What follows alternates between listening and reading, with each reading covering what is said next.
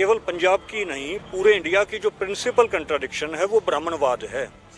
और ब्राह्मणवाद अदरवाइज जो है वो जो है निगल जाएगा सिक्खी को भी, वो निगल जाएगा इंडिया को भी, और वो निगल जाएगा ट्राइबलिज्म को भी। श्री अकाल तख्त साहिब जो हैं वो आज पॉलिटिकल जकड़बंदी में हैं, तो उनको आज़ाद करवाना बहुत ज़्यादा ज़रूरी हो गया है। 1925 में आरएसएस बनी थी, उसी दौरान जो है एसजीपीसी बनी। आरएसएस तो आज पूरे इंडिया पर हुकूमत कर रही है, और हम जो है इस इल्ज़ाम को भी हमें झेलना पड़ रहा है कि एसजीपीसी में भी आरएसएस के आदमी जो है उन्होंने घुसपैठ बना ली है। ये हमारी कमजोरी है कि हमारे फैसले जो हैं आज विधानसभा में पास हो रहे हैं, और हमें जो है क्योंकि सिक्खी सिद्धांत केवल इंडियन आइन से चलने वाला सिद्धांत नहीं है। सिक्खी सिद्धांत जो है वो केवल इंडियन बाउंड्रीज से चलने वाला सिद्धांत नहीं है, ये एक ग्लोबल कंसेप्ट है। हमारी गुरुओं की बनाई हुई संस्थाएं सही मायने में एक्टिवेट नहीं होंगी तब तक जो अलग अलग जत्थेबंदियां हैं उनका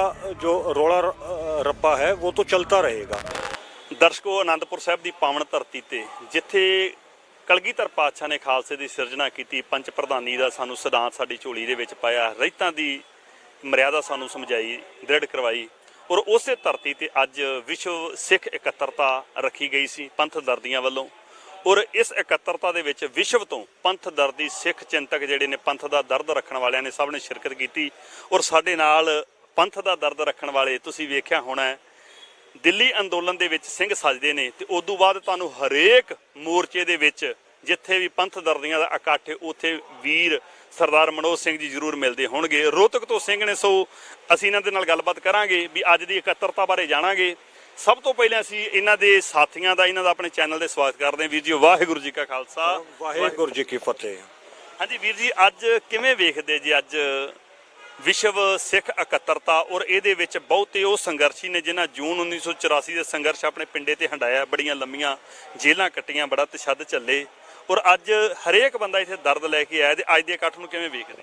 देखिए, बहुत अच्छी शुरुआत हुई है और ये बहुत ज़रूरी भी थी ये शुरुआत, और इसके रिजल्ट आएंगे कि भाई श्री अकाल तख्त साहिब जो हैं वो आज पॉलिटिकल जकड़बंदी में हैं, तो उनको आज़ाद करवाना बहुत ज़्यादा ज़रूरी हो गया है। क्योंकि वीर जी, आप देखते हैं कि किसान मूवमेंट के बाद अब पूरे नॉर्थ इंडिया की साइकी बदल चुकी है।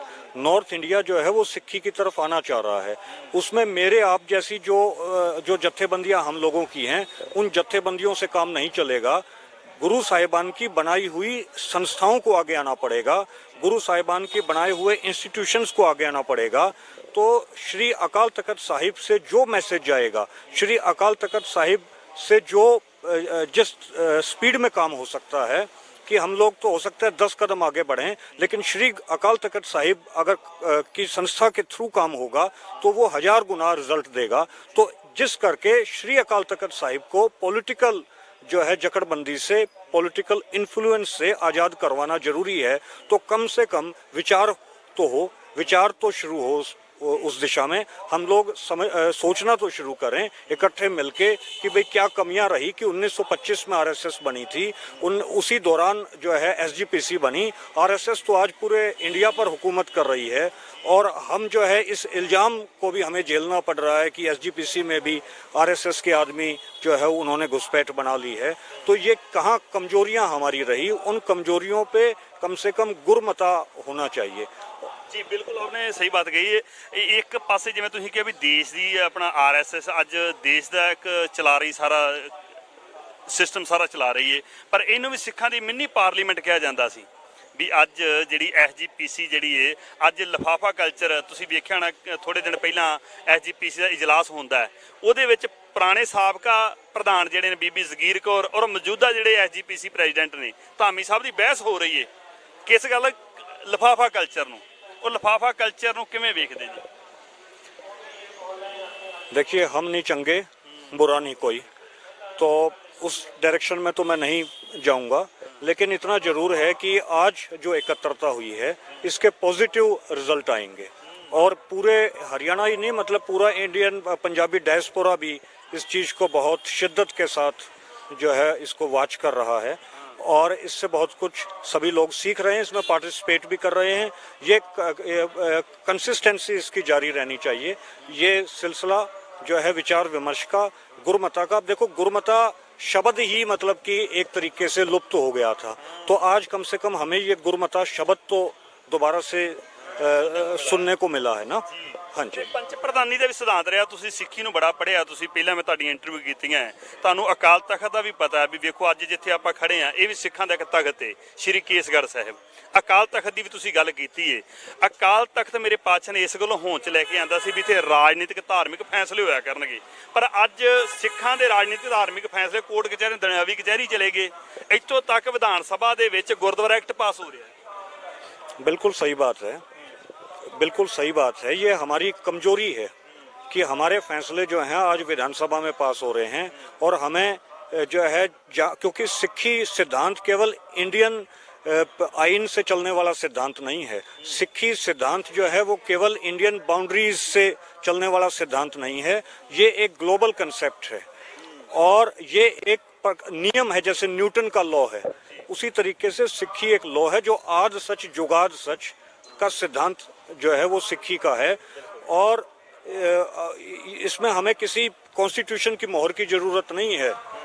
तो जिस वजह से हमारे फैसले जो हैं वो हमारे अपने फैसले हों, जिसमें हमारी अपनी ऑथेंटिसिटी हो, हमारी अपनी ऑटोनॉमी हो, हमारी अपनी स्वायत्ता हो, तब जाके जो है सिक्खी प्रफुल्लित हो सकती है। ਕਿਵੇਂ ਹੋ ਸਕਦੀ? ਅੱਜ ਆਪਾਂ ਕਹਿੰਦੇ ਵੀ ਇੱਕ ਪਰਿਵਾਰ ਦਾ ਉੱਥੇ ਕਬਜ਼ਾ ਹੈ, ਉਹ ਕਬਜ਼ਾ ਕਿਵੇਂ ਟੁੱਟ ਸਕਦਾ ਹੈ? ਜਥੇਬੰਦੀਆਂ ਜੇ ਅਸੀਂ ਵੱਖੋ ਵੱਖਰਾ ਰੋਲਾ ਪਾਵਾਂਗੇ ਤੇ ਫਾਇਦਾ ਕਿਹਨੂੰ ਹੋਣ ਵਾਲਾ ਹੈ?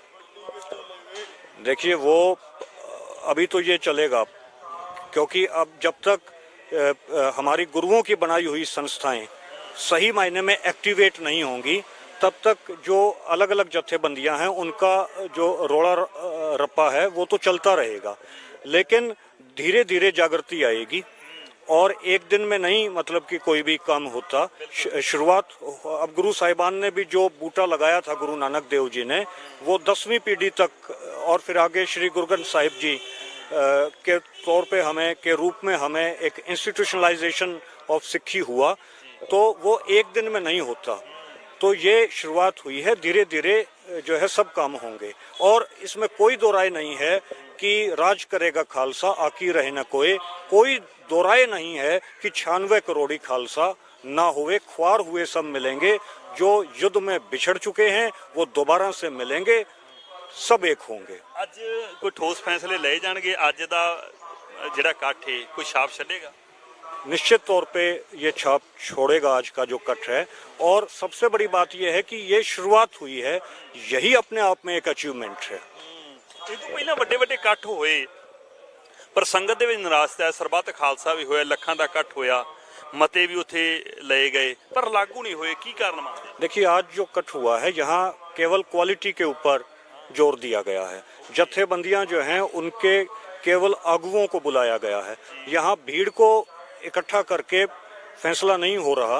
यहाँ एक प्रॉपर वे में जो सिक्खी के इंटेलेक्चुअल हैं या जो सिक्खी के लिए जो काम करने वाली संस्थाएं हैं, उनके आगुओं को लेकर ये कट किया जा रहा है, जिसमें ਪੰਥ ਦੇ ਵਿੱਚ ਚੁਣੌਤੀਆਂ ਨੇ, ਜੋ ਗਿਰਾਵਟ ਆਈ ਹੈ, ਸੋਕਾਪਣ, ਉਹਦੀ ਵਿਚਾਰ ਹੋ ਰਹੀ ਹੈ ਅੰਦਰ। डेफिनेटली ਤੇ ਕੀ ਮਤਲਬ ਉਹ ਹੱਲ ਨਿਕਲਦਾ ਹੈ? ਮਤਲਬ ਵੀ ਕਿਉਂਕਿ ਜਥੇਬੰਦੀਆਂ ਬਹੁਤ ਨੇ, ਆਪਸੀ ਵਖਰੇਵੇਂ ਹੈ ਨੇ, ਪਰ ਬਦਕਿਸਮਤੀ ਇਹ ਵੀ ਅਸੀਂ ਕਹਿੰਦੇ ਇੱਕ ਨਿਸ਼ਾਨ ਥੱਲੇ ਇਕੱਠੇ ਹੋ, ਪਰ ਨਿਸ਼ਾਨ ਜਿਹੜਾ ਮੇਰੇ ਹੱਥ 'ਤੇ ਜਾਂ ਮਨੋਜ ਸਿੰਘ ਦੇ ਹੱਥ ਉਹਦੇ ਥੱਲੇ ਹੋਵੋ।